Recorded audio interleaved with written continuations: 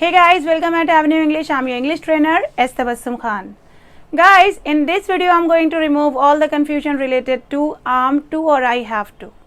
How to use I am to and how to use I have to. Alright. So guys, am to implies that I'm expected or supposed to do something. There can be no change in what happens in the future.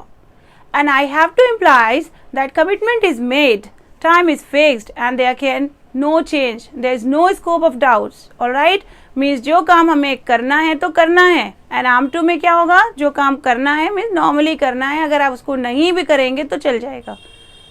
In Hindi sense जब भी हमारे sentence के last में ना है, नी है, ने है आता है या पढ़ता है, पढ़ती है, पढ़ते आता है तो वहाँ पे हमें आम टू या आई हैव टू का यूज़ करना होता है. लेकिन आम टू का यूज़ वहाँ पे करते हैं जब हमें कोई काम करना है. मीन्स नॉर्मली आपका डिसीजन चेंज भी हो सकता है. मीन्स मुझे अपने दोस्तों के साथ जाना है, आपका डिसीजन चेंज हो सकता है कि आप जाएं या ना जाएं. That depends on you. So वहाँ पे आप बोल सकते हो am to. But if you talk about that मुझे अपने दोस्तों के साथ जाना है, alright, mean this is compulsory. So वहाँ पे यूज़ करेंगे आई हैव टू. मीन्स मुझे ऑफिस जाना है, this is compulsory work, I have to go to office. If you don't go to the office definitely the salary will be deducted. Alright, सो ये हमारी compulsion है. Means same sense आ रहा है हिंदी का. कोई भी काम करना है तो वहाँ पे आपको आम टू का भी यूज़ करना है एंड आई हैव टू का भी यूज़ करना है. बहुत सारे लोगों का कन्फ्यूजन ये होता है कि मैम जो मुझे करना है, जब हमें काम करना है तो वहाँ पे हमें आम टू का यूज़ करना चाहिए, और जब कोई काम हमें करना पड़ता है तो वहाँ पे आई हैव टू का यूज़ करना चाहिए. सो गाइज ऐसा नहीं है. अंग्रेज़ों ने इंग्लिश इसलिए नहीं बनाई है कि जो हिंदी का सेंस देखते हुए कि ना आएगा तो आपको आम टू का यूज़ करना है और पढ़ता आएगा तो आपको हैव टू का यूज़ करना है. बस उसमें एक चांसेस होते हैं कि कौन सा काम कंपल्सरी है, कौन सा काम नहीं है, ज़रूरी है कि नहीं है. तो उसको समझने की कोशिश करो. The work which is compulsory to do means you have to do that work कम वर्ड में, तो वहाँ पे आप हैव टू का यूज़ करिए. और बाकी जो इतना ज़रूरी नहीं होता है तो आम टू का यूज़ करिए. तो अब क्वेश्चन अराइजेस कि अब हम यही सोचते रहे कि हमें आम टू का यूज़ करना है कि आई हैव टू का यूज़ करना है. सो डिफरेंस आपको समझ में आना चाहिए. बाकी आपकी जो मर्जी आप बोलिए, आम टू बोलिए, आई हैव टू बोलो, दोनों काम करता है. इतना ज़्यादा कन्फ्यूजन होने की, मतलब कन्फ्यूज़ होने की ज़रूरत नहीं है. Alright, so you can use am to go, I have to go. Am to complete my assignment depends on me, I'm completing or not, and I have to complete my assignment. Am to get the practice means I'm to get the practice, normal, and I have to get the practice.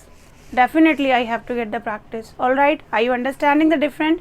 The way of speaking, try to understand. The expression, try to understand. Am to go, I have to go. Alright, so try to understand the expressions. I have to go with my friends. I have to go with my friends. What's the expression?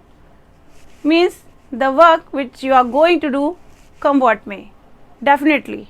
Alright. So for that you have to say I have to. I am to go with my friends. What's the expression you found? Means normally decision can be changed. जाए या ना जाए आपकी मर्जी है, तो वहाँ पे क्या यूज़ करना है, am to. But depends on you. If you are speaking I have to go with my friends, I have to complete my assignment, so this is also not wrong. You can speak out. इतना ज़्यादा नहीं सोचना होता है.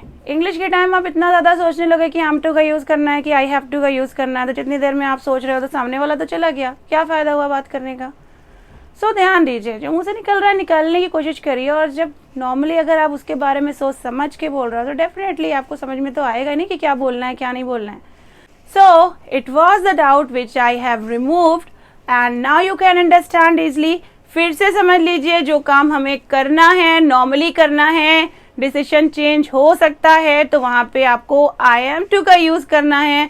और जो काम normally means आपने करना ही करना है, आपको करना ही करना है, आपका डिसीजन बहुत ही ज़्यादा पक्का हो चुका है, तो वहाँ पे आपको बोलना है आई हैव टू. ओके, इसी तरह से आप समझ सकते हो, मैंने लास्ट वीडियो में भी आपको has to and have to का यूज़ पढ़ाया था. उसी में मैंने एक कमेंट देखा था, किसी ने कमेंट किया था मुझे कि मैम आम टू ना नी ने के साउंड के लिए यूज़ होता है एंड आई हैव टू पढ़ता पढ़ती पढ़ते के लिए साउंड के लिए यूज़ होता है.